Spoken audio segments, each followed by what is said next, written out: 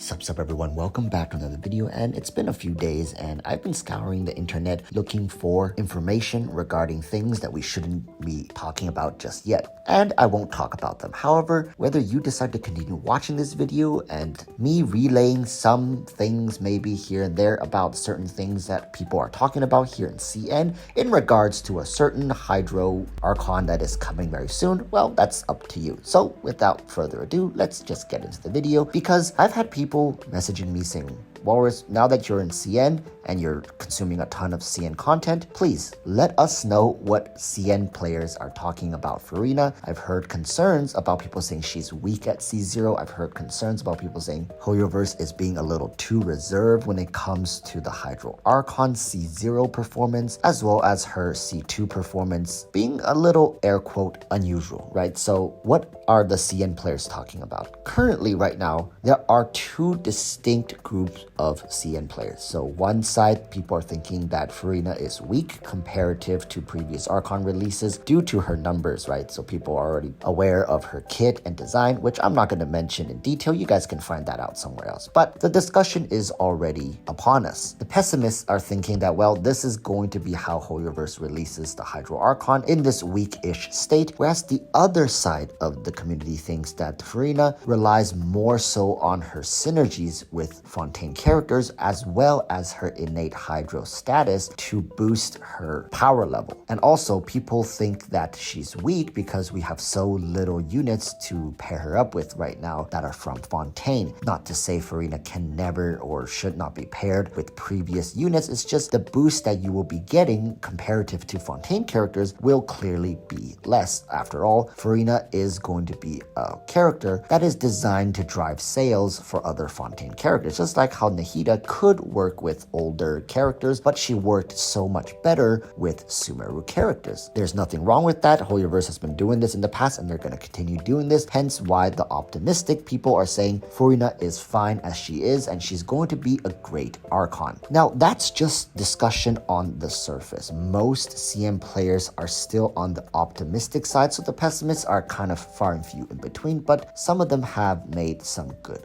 points. So the first concern for the pessimist is that currently it seems like EroticWalruss is going a little too far when it comes to Furina's pairing and boosting with fontaine characters. Now, it's not to say that she cannot pair with older characters, it's just for a unit that is of Hydro origins, it seems like EroticWalruss is a little too worried and too scared to make her work very well with older units for Vaporize, for Freeze, for Electro Charge, and also even for Hyper Bloom, blah blah blah. Whatever exists in fontaine is going to be Furina's number one choice, and there's a group of people that seems to not really like the fact that a Hydro unit, which is the most versatile element in the entire game, is being used towards such a restrictive group of units, ultimately making the Hydro Archon not able to fully shine with her Hydro element. Now, for those who care about my opinion, I think they do have a point to a certain degree, because first and foremost, yes, the Hydro element is the most overpowered element, but hence for that specific reason, I think it's okay to kind of tone down the Hydro Archon and not have her be so over the top. Now, remember when we used to think and theorize about the Hydro Archon saying, well, she's already of the most powerful element, and if on top of that you make her super OP, super versatile, and pairs with every single unit, both new and old, doesn't this character immediately feel way overpowered, even for an Archon, right? Like, yes, we all understand that Archons are supposed to be broken units and they come around once a year, but to have an Archon that is leagues above the other Archons just seems a little too much. So I think EroticWalruss has plans to kind of tone down Furina a little bit to make her not this 100% universal Hydro unit that could be paired with anybody as long as you want Hydro on your team. Now, that's not to say that her kit doesn't have insane utility features. Again, I'm not going to mention what they are, but most of what you could want a Hydro unit to have, she has it in her kit. The other discussion here is that Furina at C0 feels like she's not as OP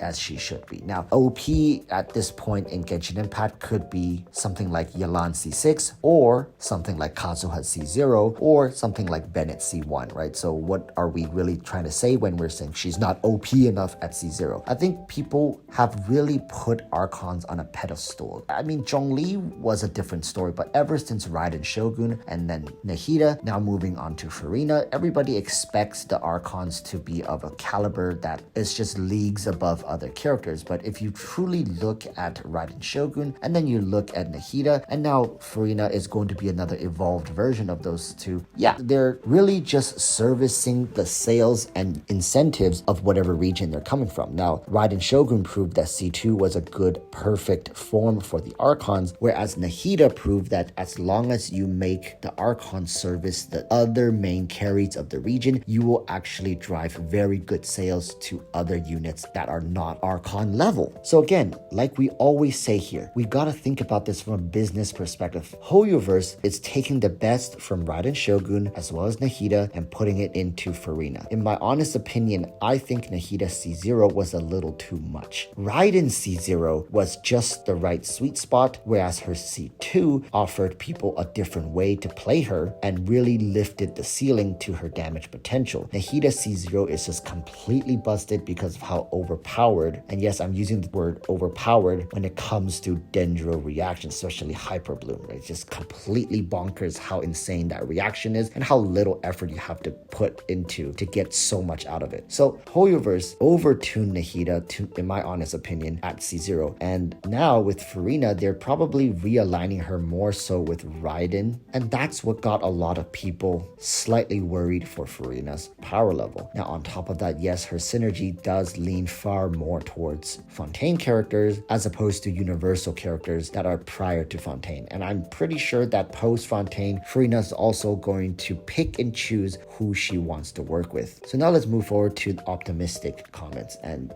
theories of what Furina is going to achieve for Fontaine. It's been proven in the past that in most regions you'll have a couple main carries, usually 2 or 3 that are going to be released, and they're going to be like the staple carries of the region. In Fontaine, Neuvillette, it's already confirmed to be one of the main staple carries, and a lot of people are saying that Furina is going to elevate the Fontaine main carries to another level. With that said, just take a look at what Neuvillette is able to achieve right now, even at C0 free to play. I mean, he's good, amazing. He's, in my opinion, far beyond what previous characters were capable of. Now, if you still want to argue the fact that Neuvillette is not a power creep, take a look at the comparisons for yourself. I'm pretty sure most people who have done comparisons can prove that Neuvillette is quite inflated in terms of his numbers. Now, if we're gonna go with that reality and you slap on Furina, who is supposedly going to elevate him even more so, it doesn't really take a genius to kind of work this out in thinking that, oh my god, Fontaine really is lifting up damage ceilings for low constellation units. If you're gonna get Neuvillette C2R1 and you're also going to get Furina C2R1, you're going to be kicking down every possible obstacle that HoYoverse can throw at you. And I honestly don't know why they're elevating the power level of the characters right now, but if we're going to go with the train of thought with typical HoYoverse tendency, I'd be willing to wager that there is going to be another difficulty spike in the Spiral Abyss. Now, not Abyss 13 per se, but they're going to find a way to make Abyss 12 even more difficult, and that difficulty is going to be more consistent as opposed to coming and going. Remember, Neuvillette is not the only character that has its numbers kind of inflated. Ever since Lenny came out, it's been theorized that Fontaine characters are going to be slightly more inflated than previous regions. It's a little unfair to say that Sumeru did not have any inflations because Hyper Bloom is the inflation for Sumeru. Even though the characters themselves didn't seem as inflated, but the reaction system in Sumeru was inflated. So now Fontaine is simply taking that kind of power and putting it more into individual characters as opposed to having Dendro reactions dominating everything else. So I think the decision to make Furina not as universal grossly overpowered as a support unit, as well as not making her a dedicated fontaine support is a wise decision. But honestly, let me know what you guys think down in the comments down below. CM players are mostly torn right now. There isn't a voice that is uniting everybody, but I think Furina is going to be just fine, and she's going to follow the same pattern as Raiden, as Nahida, C0 being a great support, C2 being a high valued constellation where you get the best bang for your buck. So people, choose wisely, and I'll see you guys in the next video. Until then, urge you all to stay safe. Peace, bye.